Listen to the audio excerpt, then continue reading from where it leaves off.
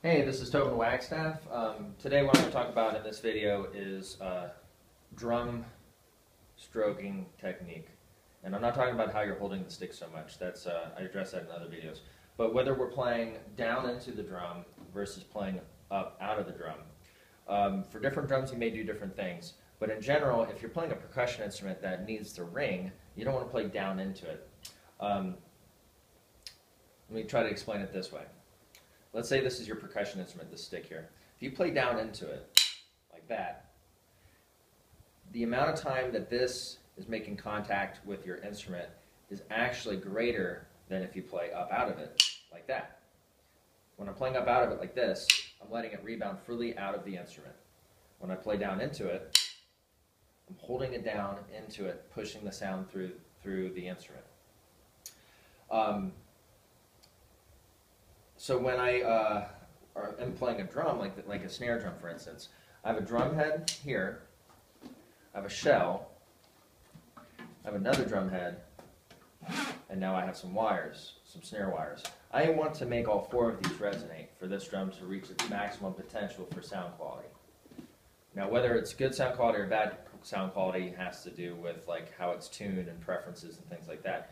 But what I want to do, this is my goal for this being a snare drum, is I want to make everything in this drum resonate. And so in order to do that, I need to play kind of into it. And I know that with the audio quality that I have here, you're not going to hear all these differences without being here in the room or having a high quality microphone on it. But when I'm playing down like this, I'm increasing the amount of time that this is making contact with this drum head so that that full contact is resonating throughout the whole instrument, and I'm maximizing the sound quality of this drum. If I turn the snares off, the concept's still the same. I'm trying to make this drum head resonate, this shell resonate, and the wires, or not the wires, the drum head on the bottom resonate, to have a full-bodied drum sound. Now, if I was playing a concert tom-tom, for instance, they are set up with a top head, a shell, and that's it. There's no bottom head, there's no snare wires on it. So with a concert tom-tom, if I want a deep, heavy sound out of it, I would play down into the drum like I'm doing this snare drum.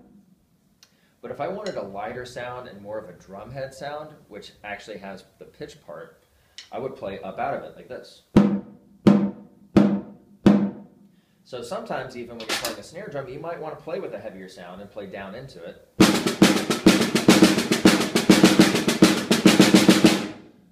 Or sometimes you might want a lighter sound, in which case you would play up out of it.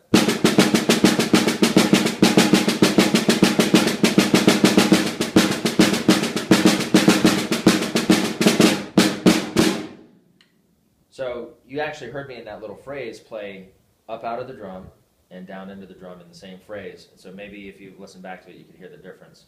But playing down in the instrument is going to give you a fuller sound for a drum, or something that you want the whole thing to resonate.